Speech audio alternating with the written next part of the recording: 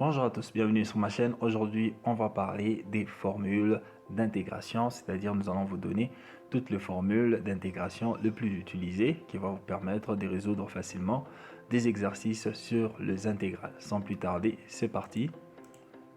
Alors, premièrement, nous avons intégrale de x exposant n ddx qui donne comme réponse x exposant n plus 1 sur x plus 1 plus c la constante, avec bien sûr n qui est différent de moins 1. Pourquoi? Parce que lorsque n est égal à 1, nous avons un 0 au dénominateur et cela, bien sûr, rendra cette solution indéterminée. Ainsi, pour éviter cela, on donne la condition que n doit être différent de moins 1.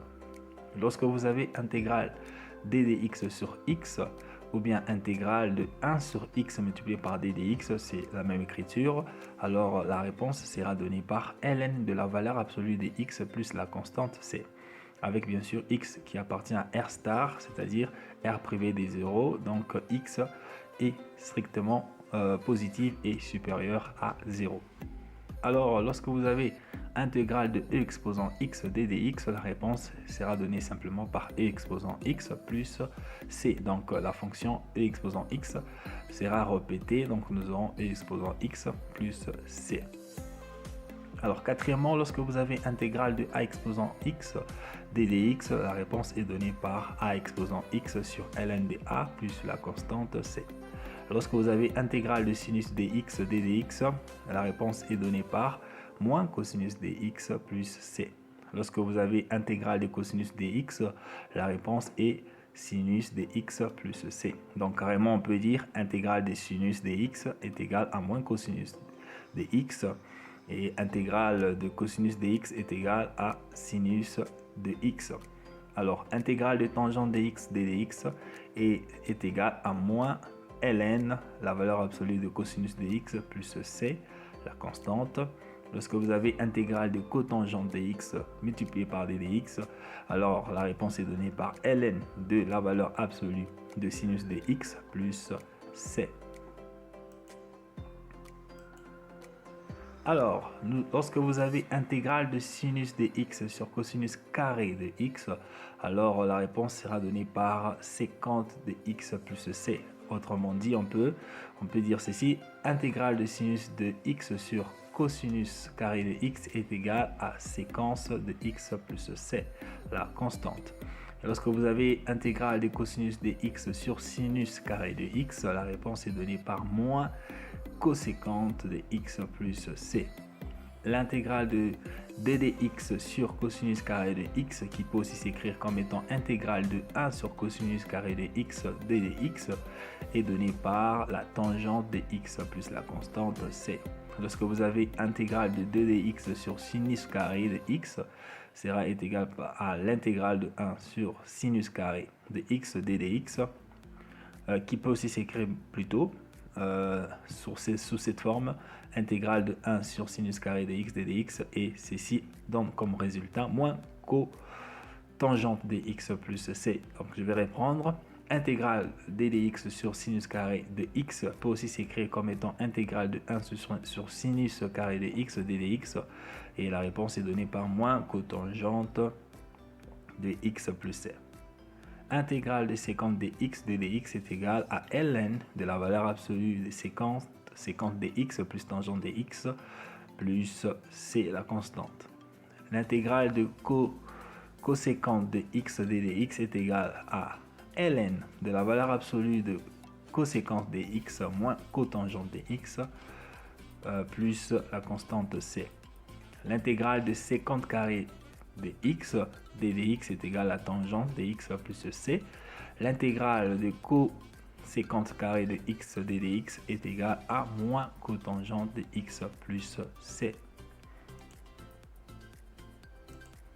Alors, on continue. L'intégrale de séquente de x tangente multipliée par la tangente de x est égale à séquente de x plus c.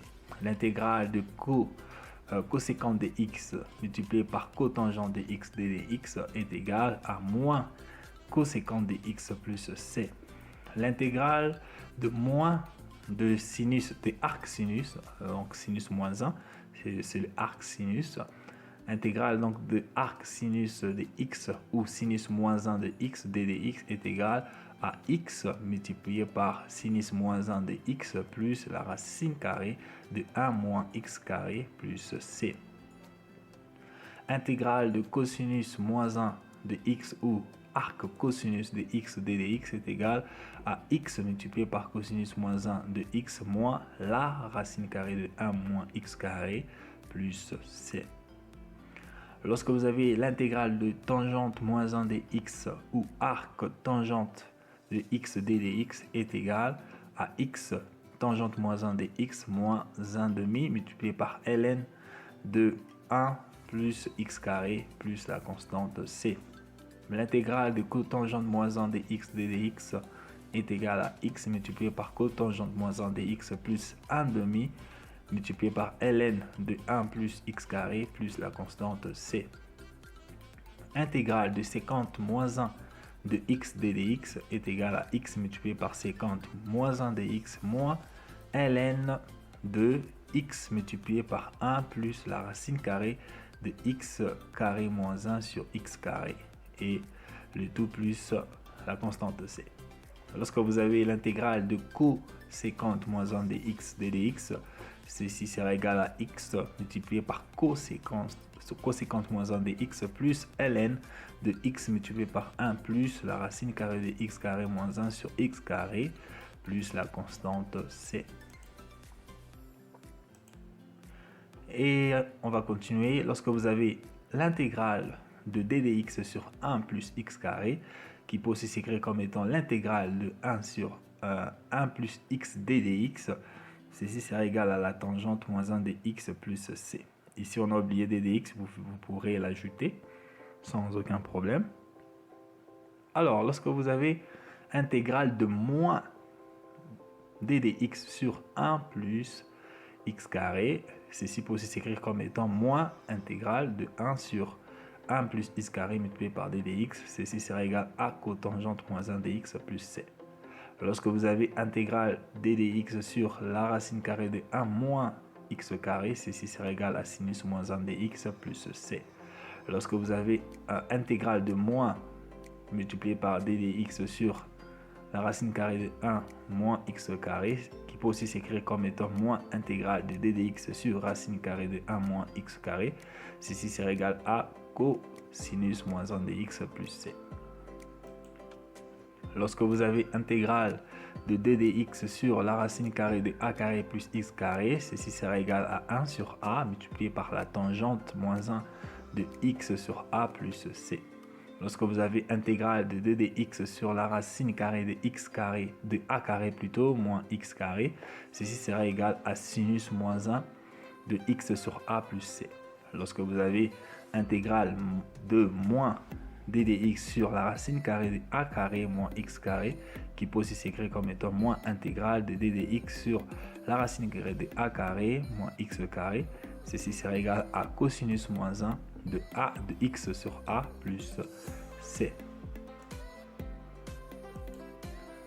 Et enfin, on va finir avec ces formules qui suivent. Lorsque vous avez intégrale d de x sur a carré moins x carré, ceci sera égal à 1 sur 2a ln de la valeur absolue de a plus x sur a moins 1 sur a moins x plutôt, plus la constante c. Je répète, lorsque vous avez intégrale d de x sur a carré moins x carré, ceci sera égal à 1 sur 2a multiplié par ln de la valeur absolue de a plus x sur a moins x plus la constante c. Lorsque vous avez intégrale de d de x sur a carré plus x carré, ceci sera égal à 1 sur a tangente moins 1 de x sur a plus la constante c. Lorsque vous avez intégrale de moins d de x sur a carré plus x carré, ceci sera égal à 1 sur a cosinus moins 1 de x sur a plus c. Lorsque vous avez intégrale de d de x sur x multiplié par la racine carrée de x carré moins a carré, ceci sera égal à 1 sur a sécante moins 1 de la valeur absolue de x sur a plus c. Lorsque vous avez intégrale de moins d de x sur x racine carrée de x carré moins a au carré, ceci sera égal à a sur 1 sur a coséquente moins 1 de x sur a plus c.